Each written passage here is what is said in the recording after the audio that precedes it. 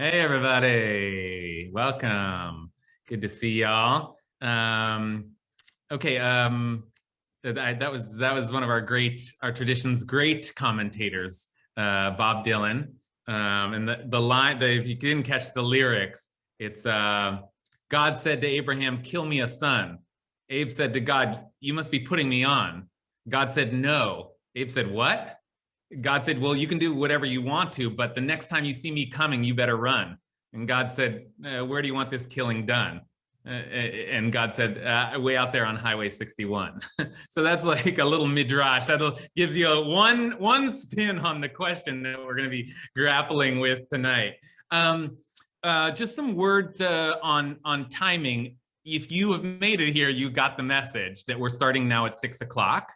And I hope that there aren't people who will have not gotten the message and show up at 7, but we're going to start at 6 o'clock. And actually, I think our movement has inspired Minyan Tzedek. I believe Minyan Tzedek is also now moving to 6 o'clock, so it's not even going to be confusing. 6 o'clock is the justice hour every Tuesday, and so join us.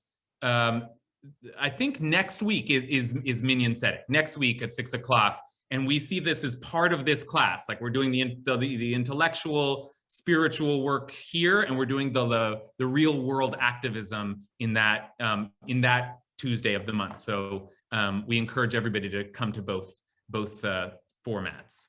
I want to thank Jody Utal for sponsoring the class again tonight. Really appreciate that.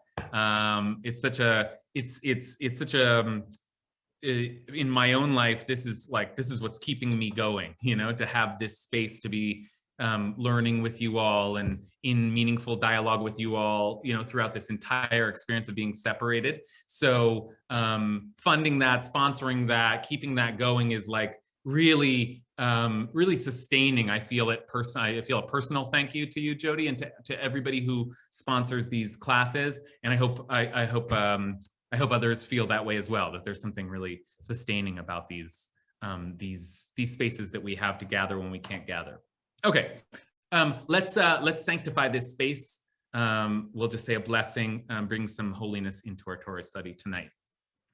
Baruch atah Adonai Eloheinu melech haolam asher kidshanu b'mitzvotav v'tzivanu la'asok b'divrei Torah. Okay, well, it's a doozy tonight. We're in for a wild ride. We always are when we hit this scene in the Torah, and we hit it every year, or it hits us. It hits us hard. Look, we have a little bit of a running start, right?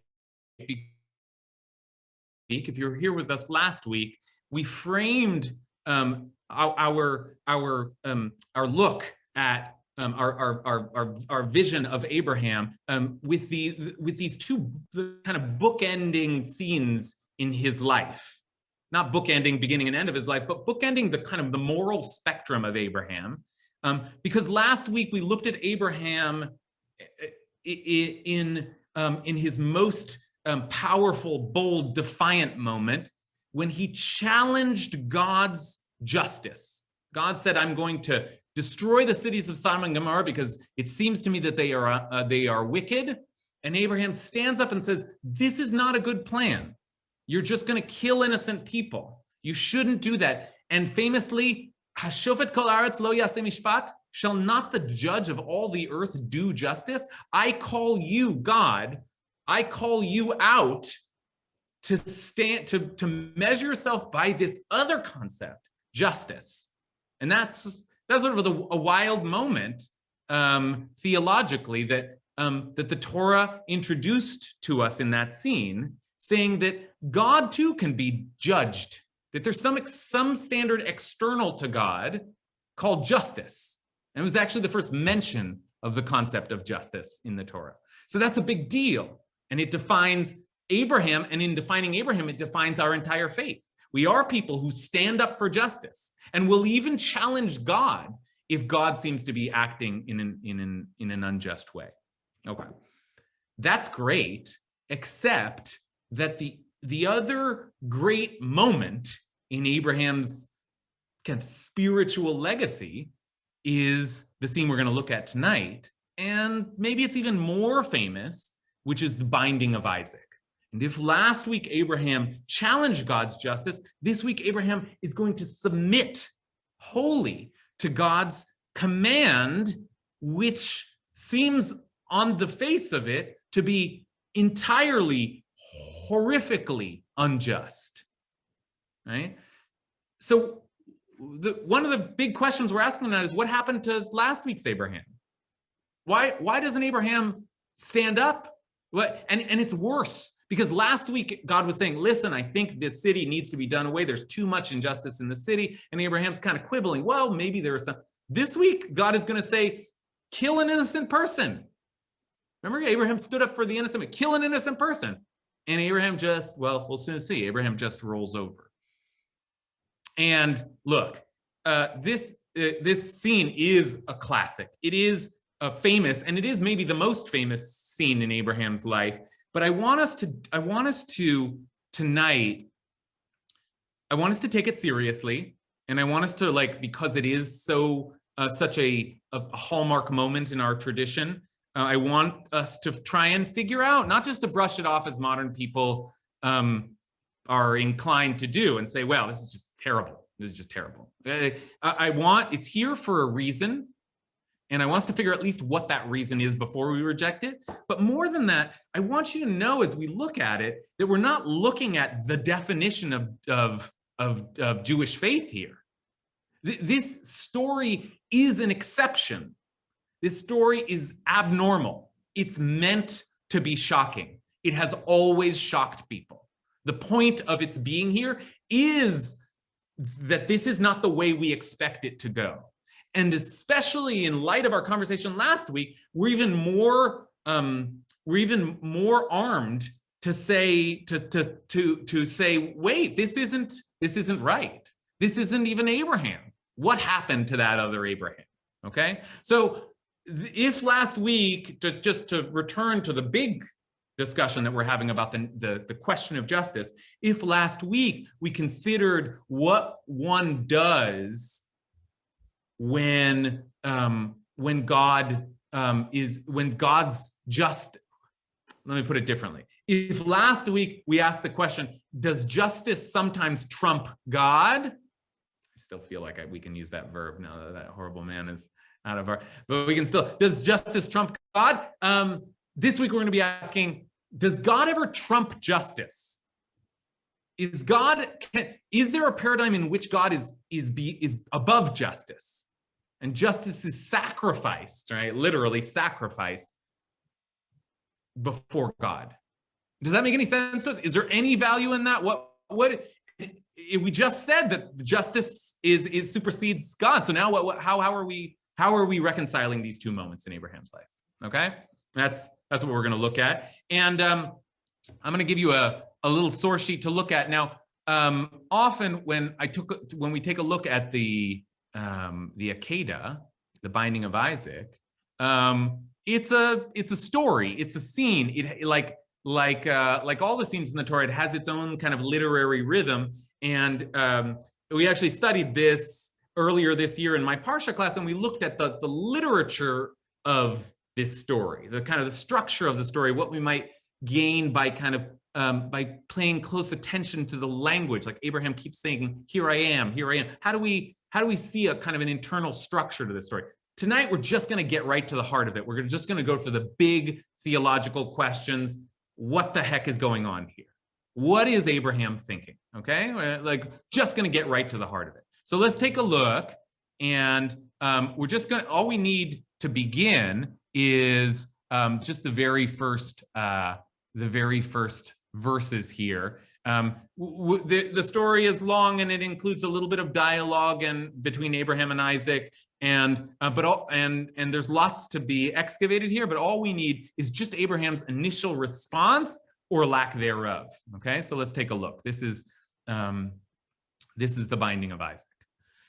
Sometime afterwards, okay, after the stuff we read about, after the Abraham standing up to God, after all of these other events of Abraham's life and all of the covenant that Abraham has, that sometime after all the stuff, all the good stuff, all of a sudden, God tested Abraham.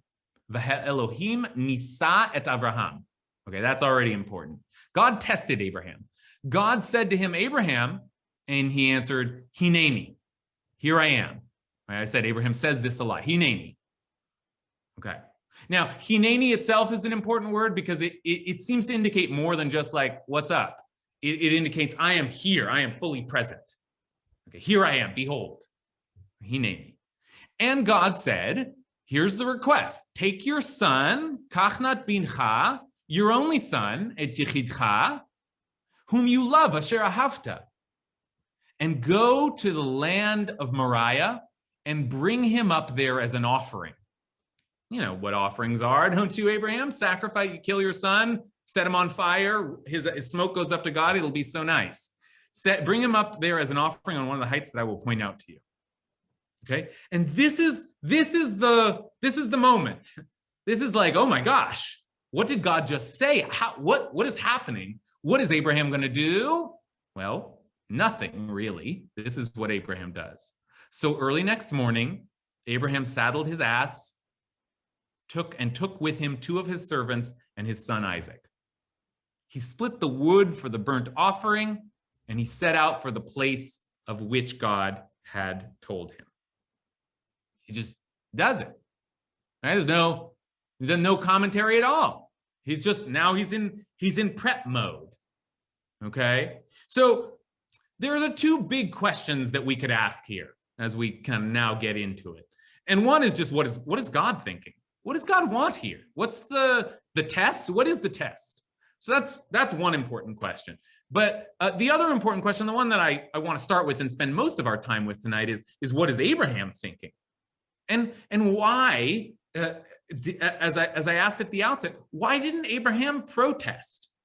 Why didn't Abraham act the way Abraham did last time? Right? What happened to that Abraham? Why is, at least ask yourself from the perspective of the Torah's telling, how can the Torah justify this description of Abraham when it's given us the other one? And just to sharpen the question further, remember, we put Abraham, we set him up in contrast to Noah, right? And do you remember Noah when God said, I'm going to kill the whole world, but I'm going to save you? Right? Rabbi Brous taught us this. The striking thing is Noah's response. Just did what God said. No word, not. And we were so critical. We were so upset with Noah. That's why Noah didn't start Judaism and Abraham did. And now, same thing from Abraham. So let's start there. What do you think Abraham is thinking? Like, how are we to understand Abraham in this moment? What's going on for him? Okay, I want to begin to bring people into the conversation. I'll start with Stephen. Thanks, and hi, everyone. So what if we read this as consistent with last week as opposed to different? That this is a continuation of Abraham's revolt against God, because faith requires revolt if it's in the favor of other humans. One can revolt against God as long as you're revolting in favor of others. And faith can never be used, in Abraham's mind now, against other humans. So if we're going to read it consistently, then one possibility is that, as some other people I think have called it, this is a big game of chicken. He's saying, I'm going to go out there and I'm going to test God just as God is testing me. And we're going to see who blinks first. And so there is a certain consistency that we can read between the two that suggests that ultimately the faith in humans, the faith in justice is going to win out against or over what God is saying.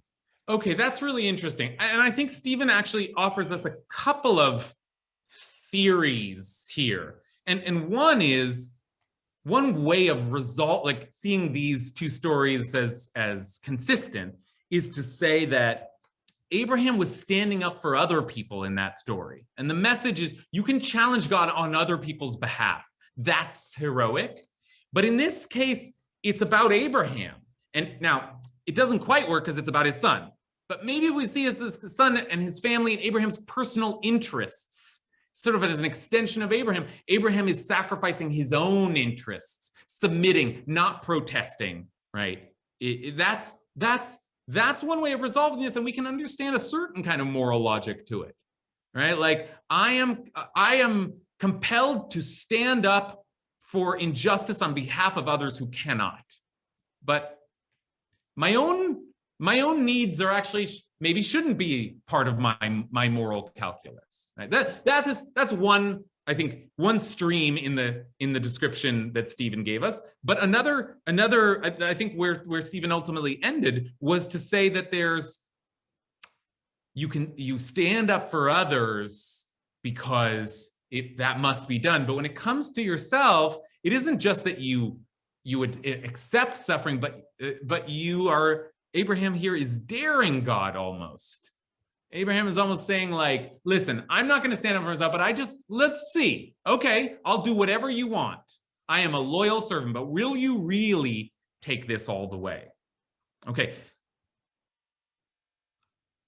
Yeah, I'm tempted to start looking at more sources that Stephen is sort of intuiting here, but let's hear some more voices first. Alexandra?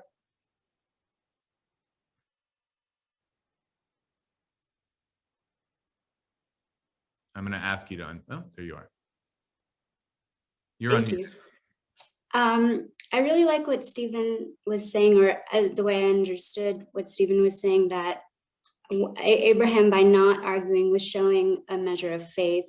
And this faith, I think, has been won through his dialogues with God and through questioning and talking back. And it says, as if I remember the source sheet correctly from a minute ago, it says like after all these things. So there's been a lot of time. He's developed his relationship with God since then. So he has a new and bigger understanding that God is justice, that God is godliness. And to me, I love this passage. I don't find it disturbing. I have a strange, I guess, interpretation of it.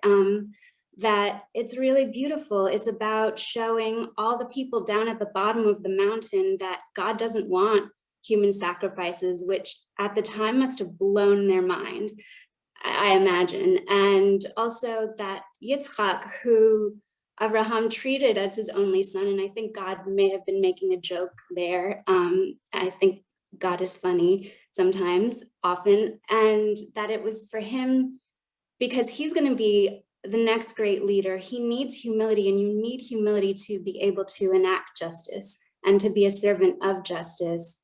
And so I do think that this was for Yitzchak, who was the miracle baby, everything revolved around him, to learn who he's not and to take that forward. Okay, so first of all, I want to thank Alexander, first of all, for just loving this scene, because I think it is important, and part of the reason that we felt when Rabbi Brass and I were sort of looking through the scenes we wanted to cover, we have to cover this scene, is because it is beloved.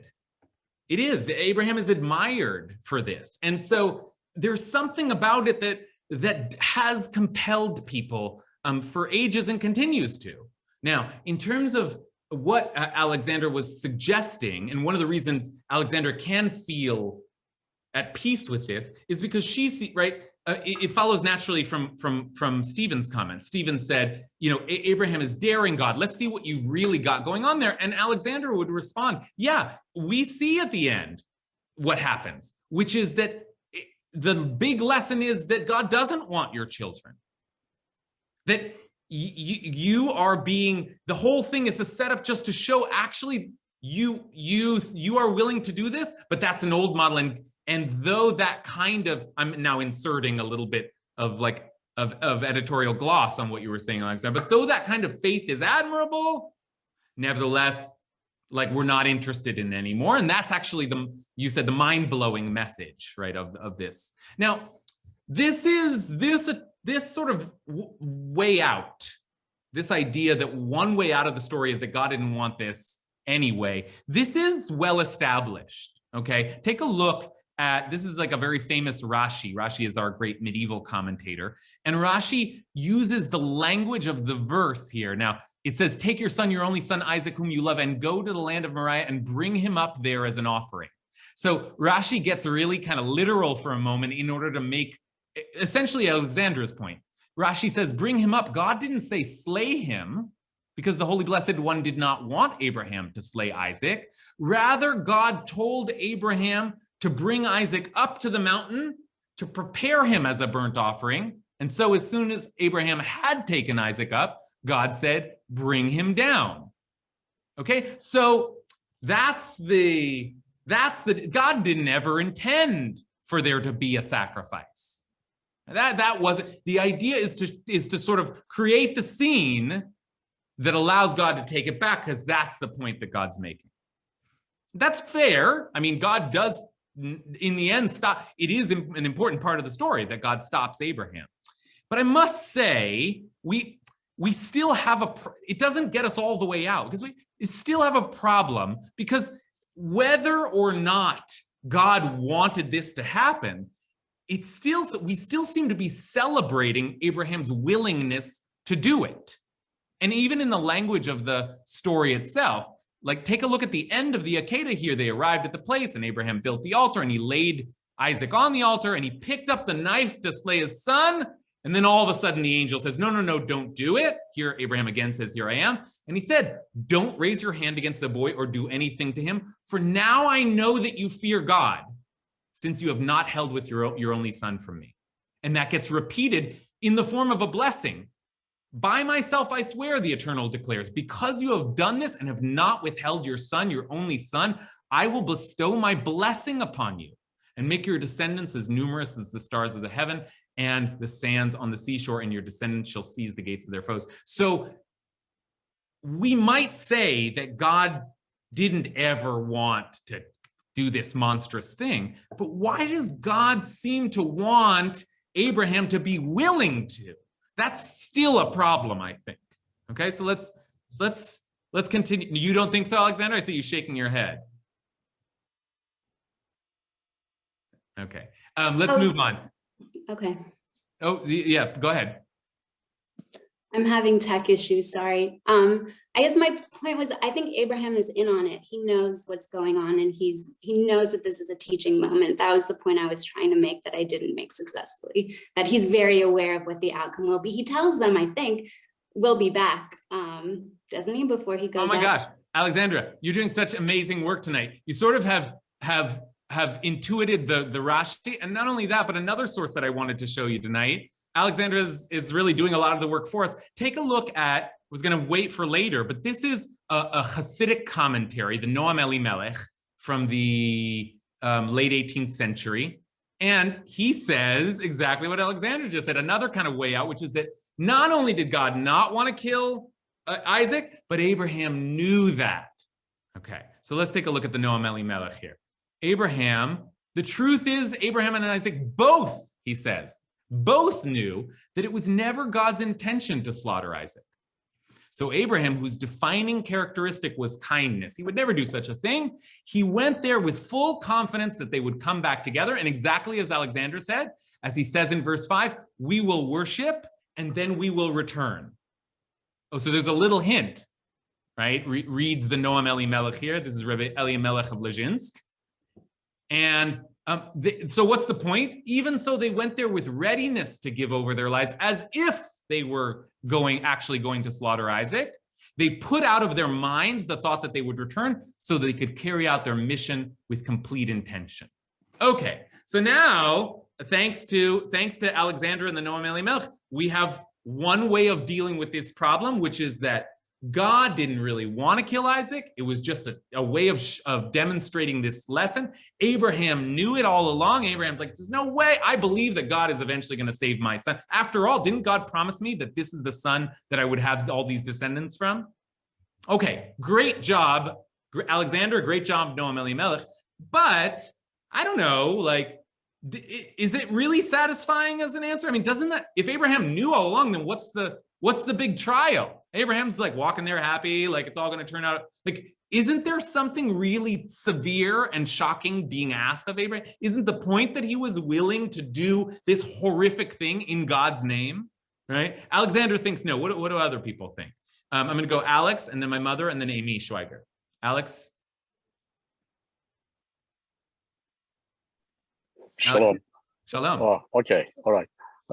I think both God and Abraham, they know what they do. And what I understand is Abraham, only son, Isaac, and God told him, he didn't ask, he told him, come and offer. I think what I understand is Abraham already knows God is just. He's just. Whatever he says, whatever he does, just. And probably Abraham was thinking, okay, what could be the blessings above than my son? Since I know the God is just, and should be above and beyond that. Let me go and take my son and then see what will happen. Okay, Because, perfect. Okay, perfect. This is great.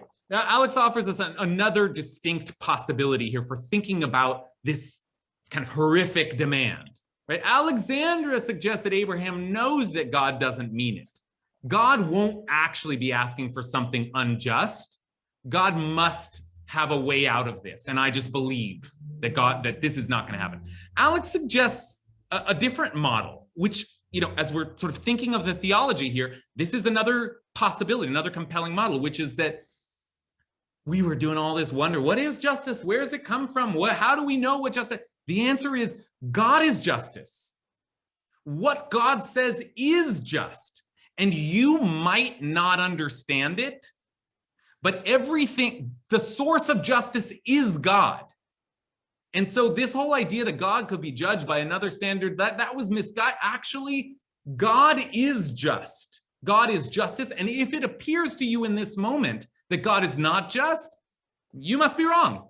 And what Abraham goes towards the Akedah thinking is, I have no idea, but I guess I was wrong all along. I guess I'm supposed to kill my son because I have no other standard for justice than God said so. That is, after all, like, we're going to need some grounding for our concept of justice. One is God, the ground of all being, right? Okay, I'm going to call my mother.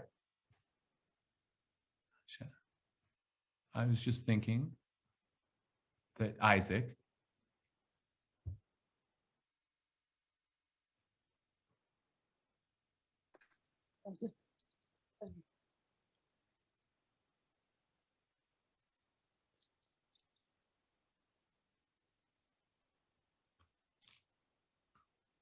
Okay, this is a good question. So my mother's asking, well, how old was Isaac? I mean, because it matters, and actually there's a debate. Like some traditions say that Isaac was already like 40 years old. It was already like 37, an old man, right? But that's not, when you read the story, you read a story where he looks like a teenager maybe, or maybe just a boy. It keeps calling him a young boy, and that's an important part of the story that my mom is calling our attention to. Because if he's a young boy, well, it doesn't matter. Abraham figured it out. God's testing Abraham, and Abraham's got his own ideas of what God is. But there's a boy there who's being taken by his father, and his father raises a knife over his neck. I mean, something terrible is happening in this story no matter what. Right? You want to, yeah.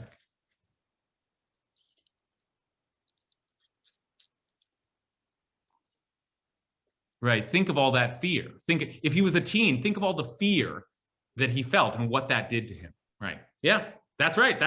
You can't, there's no easy way out just by saying. You notice that the Noam Elimelech that we just looked at said Abraham and Isaac knew, right? So he's thinking about that problem as well. Amy Schweiger.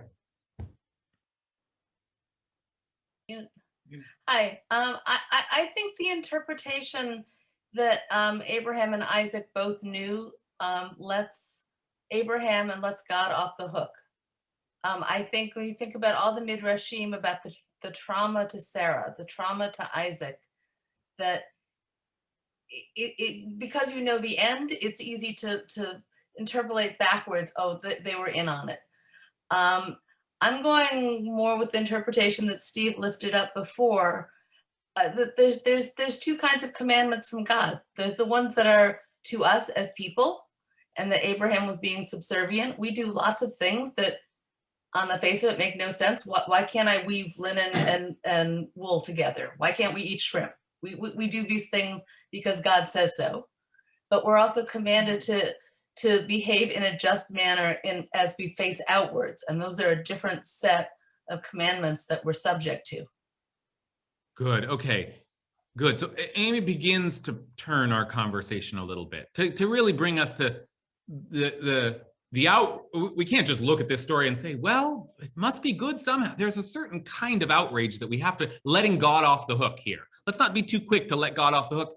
And Amy says something I find just theologically very, very, very interesting and important, which is that, sure, God can ask for unreasonable things. Faith is unreasonable somehow, sometimes, and sometimes we don't eat pork just because, I don't know, the Torah says so, God says it. That's okay when it's ritual, when it doesn't involve people. But what happens when God seems to ask for an absurd thing, which is not just weird, but actually contrary to our fundamental notions of justice, which this tradition has already been telling us we must be concerned with? There is a problem here, right?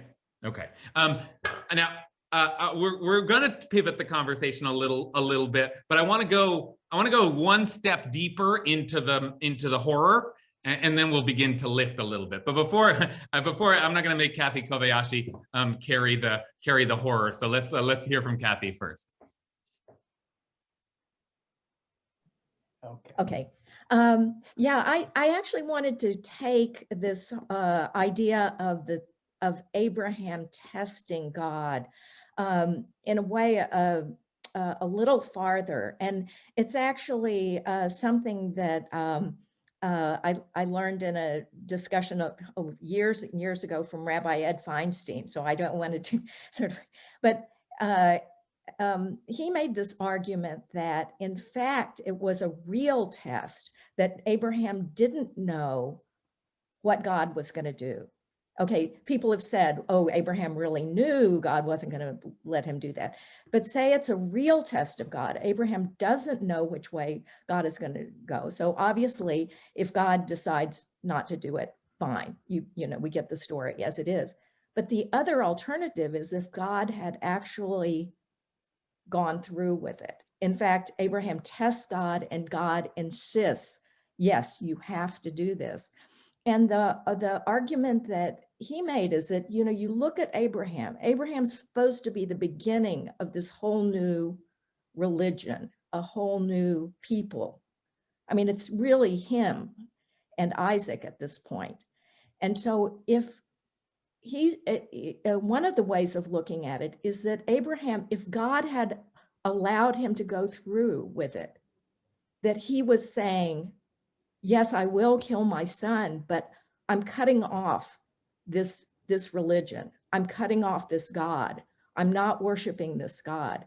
And this God, it can't be done. So that in a way, it's like, I just find that really, really amazing. That's wild. I mean, this is really fuller life to the description that Stephen offered at the outset, that there's a kind of game of chicken here. Like God's testing Abraham, and Kathy says, Abraham's like, okay, yeah, I'm all in. Let's see your cards. Are you that kind of God? Because I need to know, actually. And sure, like you're more powerful than me, so I will. But if you are that kind of God, something's been ruptured, something's been broken. And God also has to prove God's self here, right? As the one who, oh, no, I won't actually do that. But that's like it's very rich as two characters in a story kind of facing off.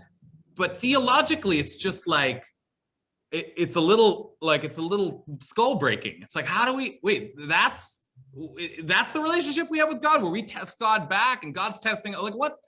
How do we make any sense of this? Okay, I want to now, as I said, take us into. We looked at various, I think, noble attempts to say, oh well, God didn't really mean that, or Abraham knows that God's going to save in the end, doesn't, there are various versions of trying to redeem the story by saying, oh, not really. That's even the version that Kathy just gave, like, well, Abraham would have done it, but he would have then rejected God. That's like a not really. But it is worth just taking a moment before we start to attack this story, as we must, right? Because we are morally outraged. Like, I think we're supposed to be. Let's just take a look at like the most full-throated endorsement of this story. And it comes, I think, not from Jewish tradition, but is most kind of forcefully articulated by the great Danish existential philosopher Søren Kierkegaard. Right? So you may know that he has a whole series of basically midrashim, like uses this story as a kind of touch point, a jumping off point for his own theological great theological scheme, which he is sometimes referred to as, we're going to see little illustrations of, what he calls the teleological suspension of the ethical. In other words, for some other telos, for some other purpose, you suspend ethics. There are things, not God is just, and whatever God says is just, but there's some things that are higher than justice.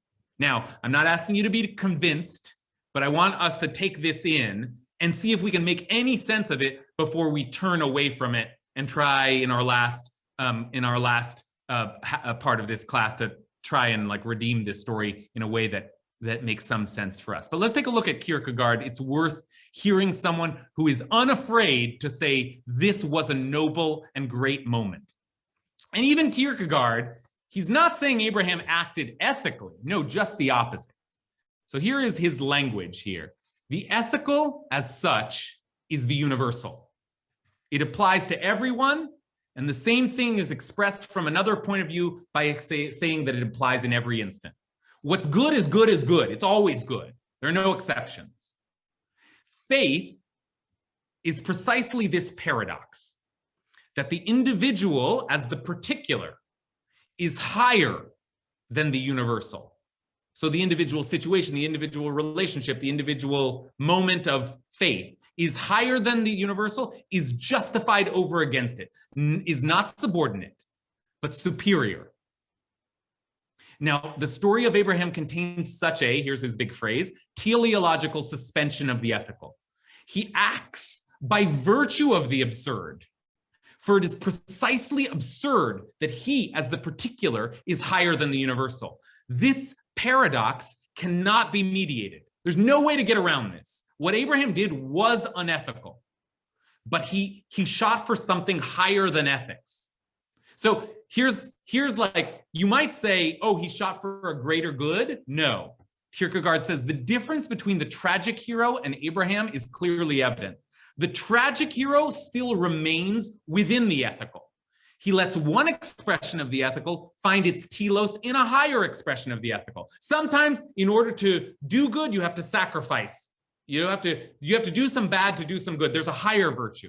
The ethical relation between father and son, or daughter and father, he reduces to a sentiment which has its dialectic in the idea of morality. The words are getting too jumbled here, but let's finish off here in this paragraph. With Abraham, the situation was different. By his act, he overstepped the ethical entirely and possessed a higher telos outside of it, in relation to which he suspended the former. And he goes on to say, in Abraham's life, there was nothing more than loving your son. That was ethical. That is an ethical thing, to protect and care for your son. So why then did Abraham do it? For God's sake.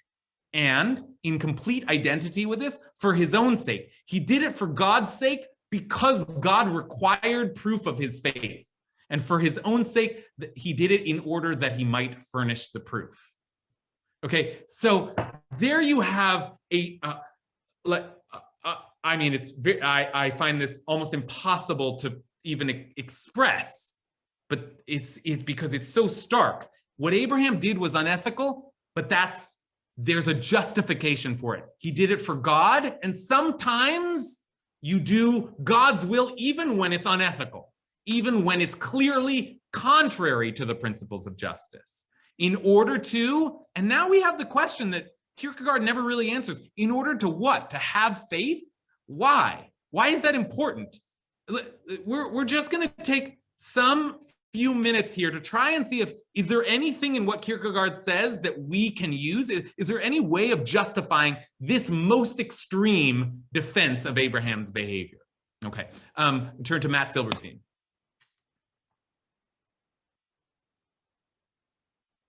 Matt, you with me? You disappeared just as I can't. You can't answer Oh, there why it is. Abraham Okay, killed it Isaac. disappeared. Okay, I got it. I think I can only answer what Kierkegaard is doing is I think he's trying to tell us that without faith we have nothing. That faith has to be that you're lost because you need faith to anchor you to anything before you can even get to the ethical. That's good. Yeah, I think that's what he's doing there. I think you're right, Matt. I think yeah. you're right. I think I used the word earlier, a ground, meaning like, what are your first principles here? What does everything else rest on? So what is the ground for your conception of justice? Well, Kierkegaard here is saying that I think Matt is right, or at least one reading of Kierkegaard is that Kierkegaard is saying faith in God is actually the highest thing. Without it, there is nothing. The ground, forget about justice for a sec. The ground for being itself is God. God is the source of all being, and I have faith in that. There are other things that might not make sense to me, but that above all. Okay, but that's deeply shocking and horrifying. I mean, what do we do? Deb Jaffee?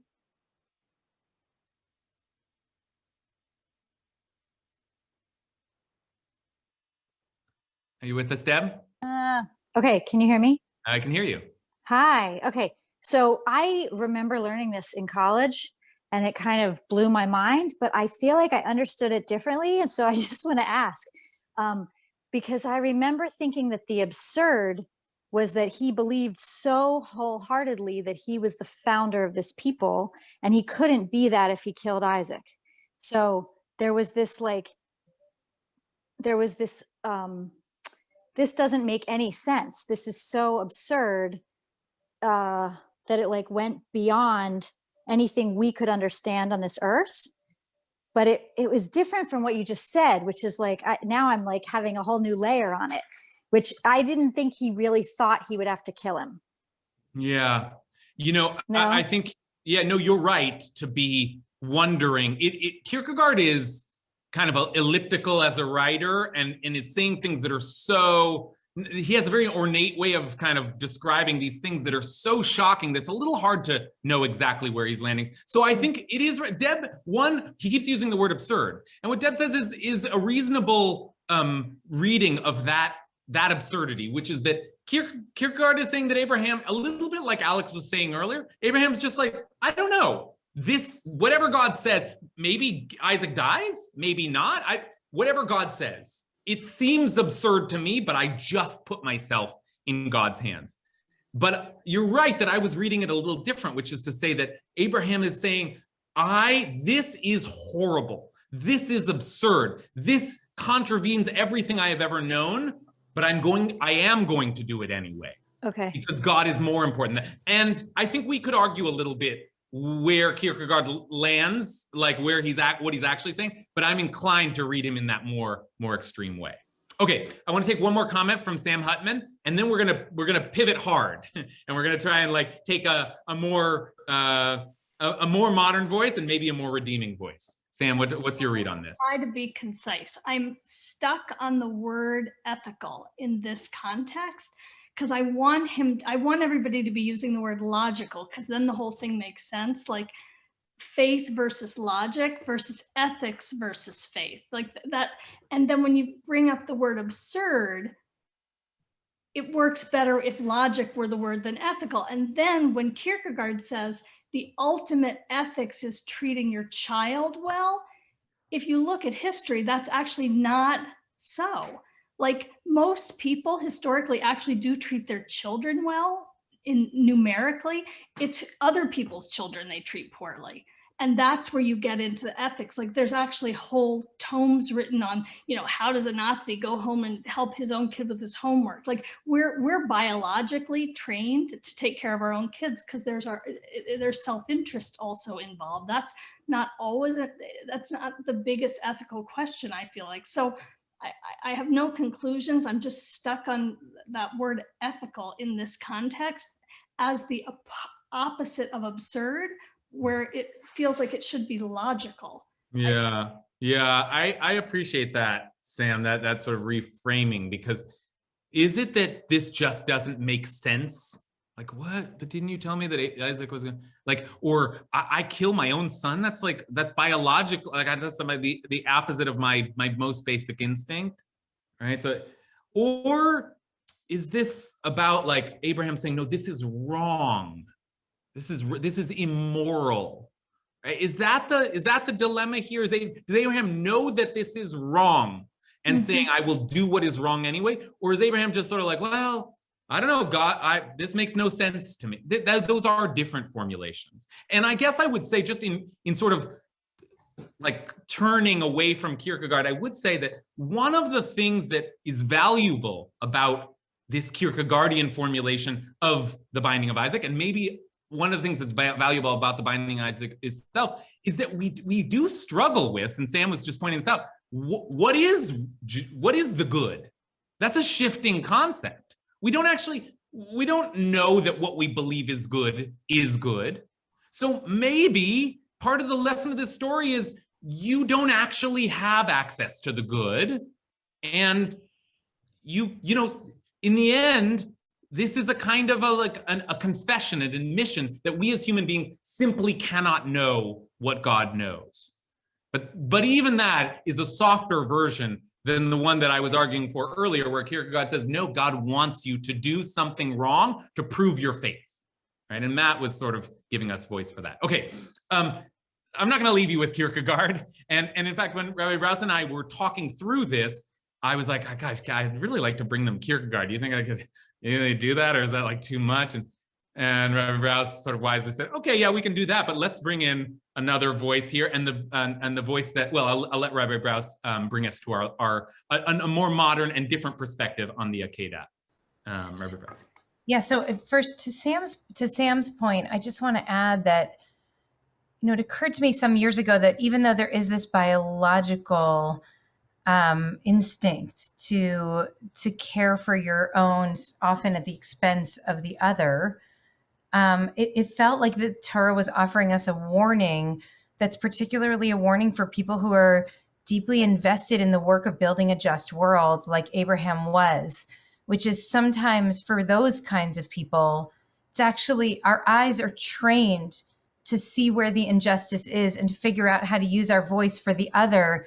And it's often at the expense of the people we live with and the people we love the most. And so it felt to me for many years that this story was a kind of warning. Like, it's not just Abraham. I mean, there are hundreds or thousands of models of people who've done this, that it's so clear what he's able to see out there and where he's willing to fight out there. And he won't give the same battle on the home front. And it might not be for our own children, but maybe for our own health, right? Or for our own wellness. And so I think that's an important, just an important side. So what we wanted to share with you is this, is essentially the approach of David Hartman. He's the rabbi who started the Shalom Hartman Institute in memory of his father in Jerusalem. I'm on the Hartman North America faculty here.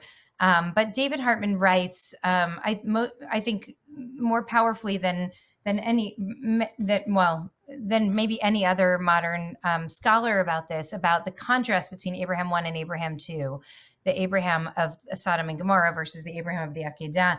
And so we wanted to give you just a taste of his thinking. And Rabbi Kasher pulled here a very kind of condensed articulation of what this distinction is. So let's pull it up for a moment and we'll take you through it very quickly. So he was a modern Orthodox rabbi in Canada, made Aliyah, built this beautiful institute in Jerusalem, which is kind of an oasis of pluralism and open-hearted thinking and critical thinking about our tradition, our text, our responsibilities in the world. And you'll see some of that here. You have the shared screen though. So will you pull it up, Rabbi Kasher, for us to see? If not, I can probably, oh, there you go. Okay. So here's what Hartman says. He says, Abraham's surrender to God, and he essentially uses the language of surrender on one hand and human adequacy on the other. Surrender is the language of the Akedah, whereas human adequacy is what he uses to describe Abraham's discourse with God at Sodom and Gomorrah, that he was living into his recognition of his own human agency. But in this case, Abraham's surrender to God in the Akedah has become a model of genuine religiosity. Abraham's ability to violate his deepest ethical values and bring his son to sacrifice God exemplified for traditional Jews the need to reject their deepest moral principles when they seem to contradict the halakha, to contradict Jewish law. Now that's different from all the other, from the Jewish teachers that were brought here. What Hartman's pointing to is that while we saw Rashi and we saw Noam Elimelech, and they're both kind of challenging the nature of the Akedah, of Abraham's, of the pshat of the Akedah, the simple reading of the story, that in fact, many or even most religious Jews, when they read the story, don't challenge the premise. They don't believe, like Alexandra and Noam Elimelech and Rashi did, that actually it was just a test and Abraham knew it from the outset and knew it wasn't going to work. But instead, celebrate Abraham in the Kierkegaardian fashion, Abraham as the knight of faith. And so because what he does is he models for us what it means to reject your deepest moral principles when those principles violate the halakha. While we may feel sympathy, for example, for an aguna, for a woman who is bound to her husband in a marriage that no longer really exists except by law, but she's not allowed to marry another man because he hasn't yet given her the writ of divorce. Nevertheless, they surrender their moral outrage to the halachic authority.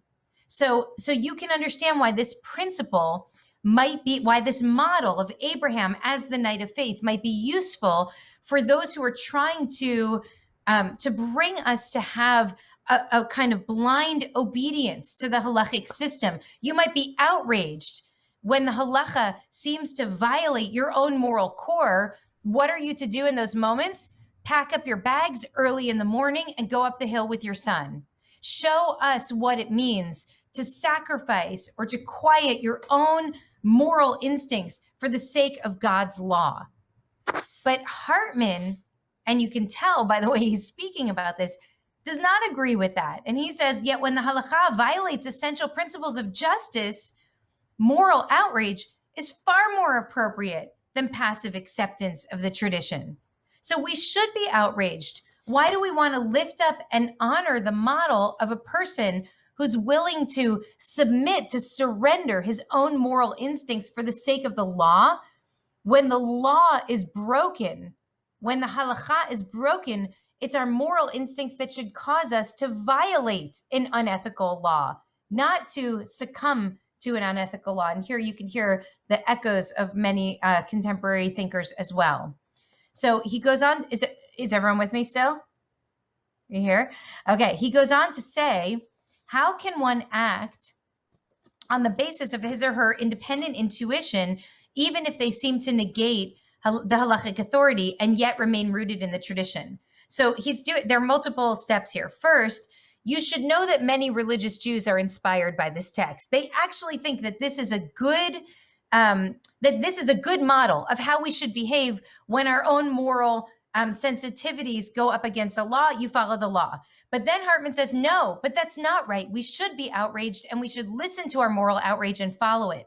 But then the question is, if I listen to my moral outrage and my moral outrage outweighs my commitment to the halakha, so who am I going to have Shabbat lunch with? Like, where's my community? How can I still center myself in a strong, meaningful Jewish conversation if that Jewish conversation is undermined by my own moral intuition? And so you have a dilemma. There's a dilemma for the religious Jew.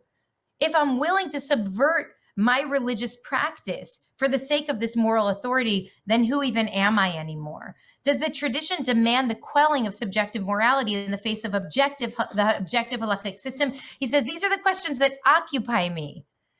So Abraham, it seems, can be read as the archetype of the morally informed, active Jew, challenging God's decision to destroy Sodom, and also of the submissive Jew in the Akedah.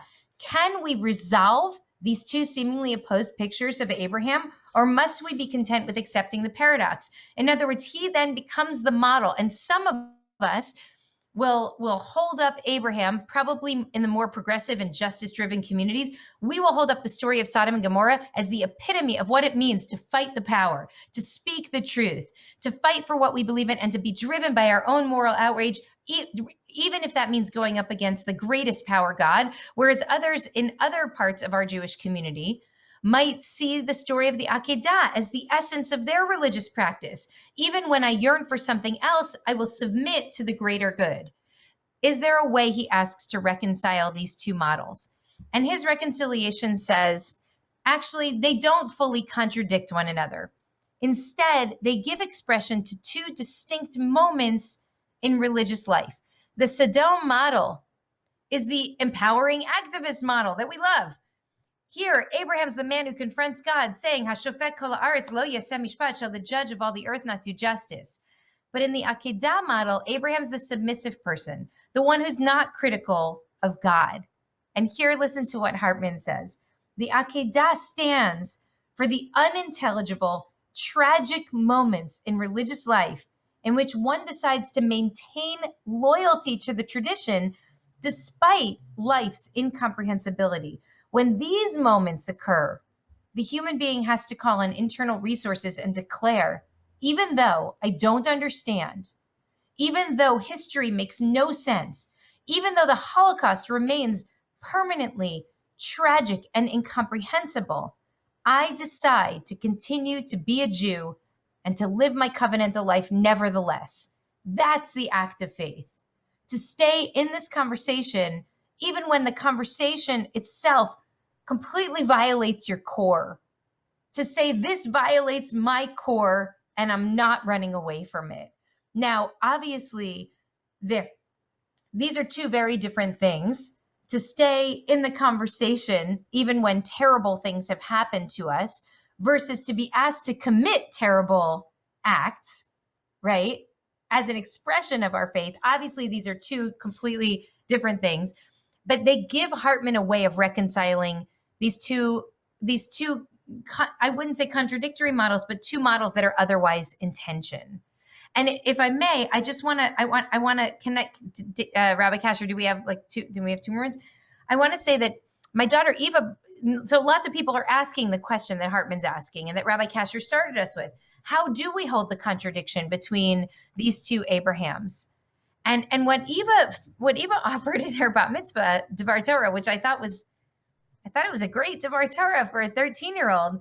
She remembered that she had that moment in class. Some of you, Marty, you're going to remember the Devar Torah, and Brianna.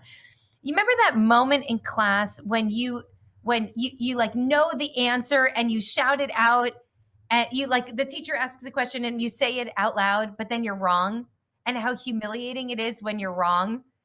And then you're just kind of ashamed. And then the teacher asks the next question and you know the answer, but you're not going to risk being wrong again because it's painful and embarrassing and humiliating. So you just stay quiet and then someone else says the right answer and they get the credit and you're like, damn it, I knew that one. And what she had that experience, right, while she was trying to come up with the Devar Torah, and she realized maybe that's what happened to Abraham. Like, he really tried. He's like, I got this one. I got this one. And God's like, nah, there weren't even 10. And the failure of Sodom and Gomorrah took away his confidence. So next time there was a moral challenge, instead of challenging like he should have, like the first Abraham did, he just cedes and he basically gives over his voice. And he's never really a moral character from this point on in the story. He's given up. He kind of quietly goes off into the sunset. And so I raise that because I feel like part of the beauty of this story is the fact of our wrestling with it. The fact that it doesn't fit, that Abraham 1 and Abraham 2 don't mesh with each other. There is this growing tension.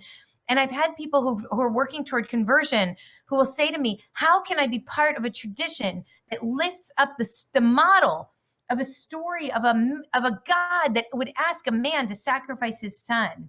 And the answer that I often think about is, but look at Rashi, and look at the Noam Elimelech, and look at Alexandra, and look at Hartman, and look at Eva, because what they're all trying to do is add their own moral sensibility to try to make sense of something that fundamentally does not make sense. A loving God does not ask a loving father to murder his child. And so the beauty of the tradition is the interpretation that allows that story to stand and allows this conversation to go on. So I want to offer that to us as a way of potentially holding some of the complexities of what the tradition's demanding that we contend with here. Rabbi Kasher. Beautifully, I mean, just such a beautiful, I would say resolution, but lack of resolution is almost the point. And that's just brilliant. Eva Brauslight for the win. That's brilliant. I mean, that's as good an answer as I've ever heard in my life. So so maybe we'll leave there, just in the complexity, as Rabbi Braus described it, that cannot ever be fully resolved. And yet here we have this tradition where we're not only still looking at the story, but still looking at all of these people who, like us, have struggled so much with this story. Beautifully put. Thanks, everybody. Thanks for being with us here tonight. Thanks, everyone. Next week, 6 p.m. Minyan Tzedek meeting. Thank you.